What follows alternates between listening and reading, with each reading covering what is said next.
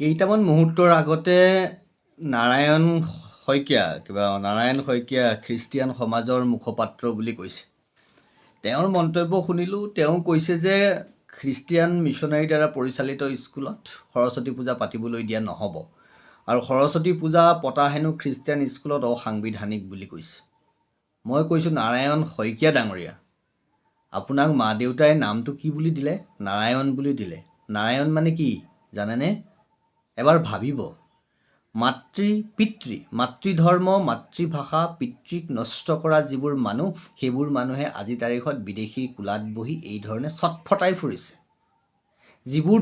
যিবোৰ লোকে নিজৰ মাতৃধৰ্ম, মাতৃভাষাক নষ্ট কৰিবলৈ আপোনালোকে যি প্ৰক্ৰিয়া আৰম্ভ কৰিছে, তাৰে আপোনাৰ ঠিকেই অসমীয়া জাতি, অসমীয়া ধৰ্ম, সনাতন হিন্দু ধৰ্ম দৰ্শনৰ আচলতে আপোনালোকেই কি বুলি ক'ম এতিয়া, কুলাংগাৰ বুলি নকওঁ, কিন্তু আপুনি যি ধৰণে কথাখিনি ক'লে, তাচ্ছিল্য কৰি যি ধৰণে বক্তব্য ৰাখিলে, নামটো যেতিয়া আপুনি মুখত লয়, নামটো লওঁতেই আপুনি দেখোন বাৰম্বাৰ নাৰায়ণৰ নাম ল'ব লগা হৈছে।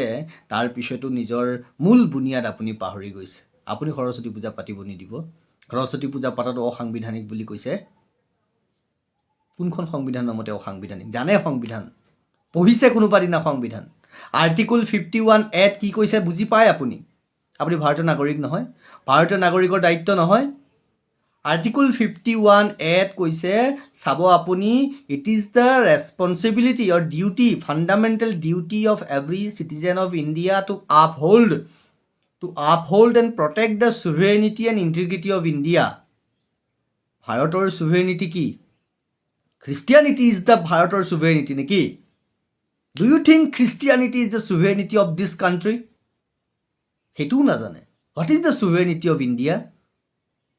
নাৰায়ণ শইকীয়া, আপুনি খ্ৰীষ্টিয়ান ক'ৰ পৰা হ'ল? আৱৰণ এখন পিন্ধি লৈছে নহয়, তাৰপিছত আস্ফালন কৰিবলৈ আহিছে। আপোনালোকে যিসকলে সৰস্বতী পূজা নাপাতিব, আমি কৈছোঁ সৰস্বতী পূজা নপতাটো অসাংবিধানিক। কিয়নো আৰ্টিকল 51 কৈছে, প্ৰত্যেকজন ভাৰতীয় নাগৰিকৰ ভাৰতীয় সভ্যতা সংস্কৃতিৰ প্ৰতি সন্মান প্ৰদৰ্শন কৰা, তাক সম্প্ৰসাৰণ কৰা, সংৰক্ষণ কৰা দায়িত্ব, মৌলিক দায়িত্ব, মৌলিক অধিকাৰৰ কথা কয় নহয়, মৌলিক দায়িত্ব, সাংবিধানিক দায়িত্ব নাগৰিক হিচাপে। যদি আপোনালোকে সেই দায়িত্ব পালন কৰিব নোৱাৰে, তেতিয়াহ'লে আপোনালোক কি নহয়? ভাৰতীয় নাগৰিক নহয়। আৰু এই ক্ষেত্ৰত আমি কৈছোঁ, আপোনালোকৰ ওপৰত আমি অসমৰ আপোনালোকৰ এই যিমান ধৰণৰ মতালি কৰিব, এতিয়া আমিও মনে মনে বহি নাথাকোঁ। আপোনালোকৰ মতালিত আমিও মনে মনে বহি নাথাকোঁ। প্ৰত্যেকটো ক্ষেত্ৰত আপোনালোকে অসাংবিধানিক কাম কৰি থাকিব। যিটো সুপ্ৰিম কোৰ্টৰ ষ্টেণ্ডিং অৰ্ডাৰ আছে, you cannot promote single religion, আপোনালোকে তাকেই কৰি আছে। এষ্টাব্লিছ কৰিম আৰু এষ্টাব্লিছ কৰিছোঁ। আপোনালোকৰ নিচিনা মানুহবোৰে কি বুজি পাব?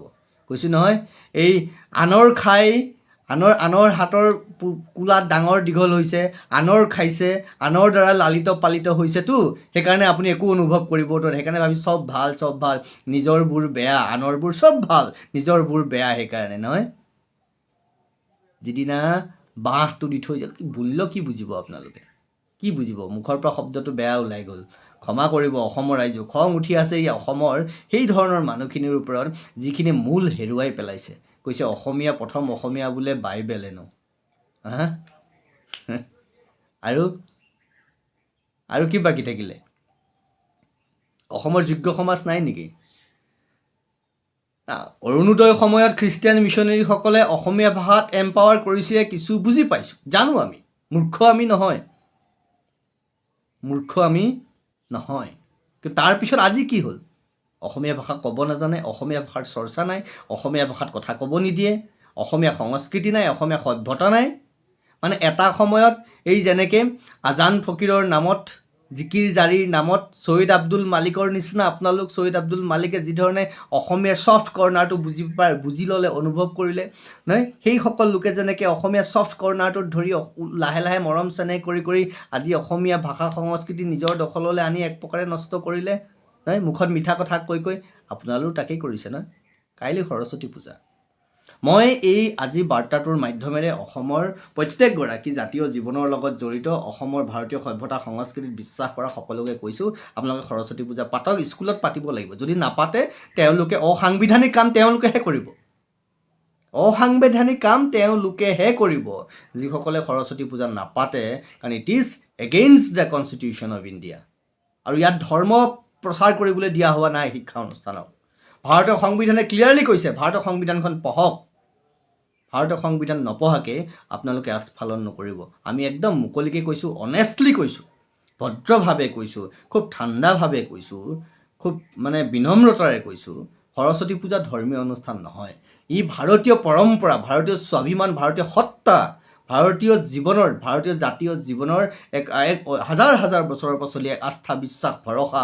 It is the sovereignty of India. যি ছুভেৰেনিটি অফ ইণ্ডিয়াক আপোনাৰ সাংবিধানিক দায়িত্ব বুলি কৈছে সংবিধানে, তাক আগুৱাই লৈ যোৱা, তাক সংৰক্ষণ কৰা। যদি নকৰে তাৰমানে আপোনালোক ভাৰতীয় নাগৰিকেই নহয়। আপোনালোক খ্ৰীষ্টিয়ান, আপোনালোক যিসকল এই ধৰণৰ মতালি কৰিছে, তাৰমানে আপোনালোকে ভাৰতৰ সংবিধানক নস্যাৎ কৰিছে, ভাৰত ব্যৱস্থাক নস্যাৎ কৰিছে, ভাৰতীয় সভ্যতা সংস্কৃতিক নস্যাৎ কৰিছে। তাৰপিছত আপোনালোকৰ নিচিনা সেইসকল লোকে, সেইসকল স্কুলে আমাৰ ক'বলৈ একো নাই। আপোনালোকে নিজৰ ধৰ্ম কৰ্ম কৰি থাকক, স্কুলত নহয়, স্কুলত নহয়, স্কুলৰ নামত নহয়। আমি স্কুল খুলিম, প্ৰক্ৰিয়া আৰম্ভ হৈছে, আমি প্ৰক্ৰিয়া কৰিম। ভাল কৈছে সত্যৰঞ্জন বৰাই স্কুলৰ নামত কি বিপ্লৱ কৰি দেখুৱাওক। আৰু অসমীয়া মানুহেও লাজ পাব লাগে অকণমান, নহয়? আমাৰ হিন্দু সমাজেও লাজ পাব লাগে। কেনেকৈ উপলুঙা কৰিছে, কিয় লাইন পাতি পাতি খ্ৰীষ্টিয়ান স্কুলত যায় বোলে উপলুঙা কৰিছে খ্ৰীষ্টিয়ান সমাজৰ মুখপাত্ৰই। অসমীয়া জাতিটোক, অসমীয়া সত্তাটোক উপলুঙা কৰিছে। আৰে যিবোৰ মানুহৰ পইচা দি আপোনালোকে স্কুল চলাই আছে, সেইবোৰ মানুহে কিয় যায় লাইন পাতি পাতি বুলি তেওঁ তাচ্ছিল্য কৰিছে, উপলুঙা কৰিছে অসমীয়া মানুহক। অসমীয়া মানুহ ইমান সত্তাহীন নেকি, ইমান জাতীয় চেতনাহীন নেকি? আমাৰ মুখতে থাকিব নেকি সচেতনা? আমাৰ মুখতে থাকিব নেকি কেৱল সকলো কথা? তাৰ বাহিৰে একোৱেই নকৰিম নেকি? বিদেশী শক্তিবোৰে আহি আমাক ইটোৰ পিছত ইটো আহি নষ্ট কৰি যাব, এফালৰ পৰা আমি হাত সাৱটি বহি থাকিম নেকি? চবকে গাটো পাতি দিম নেকি? মোক মাৰি থৈ যা, মোক মাৰি থৈ যা। ইমান সহজলভ্য পণ্য বস্তু হৈ পৰিছে নেকি অসম আৰু অসমৰ জাতীয় জীৱন? ভাবিব আপোনালোকে।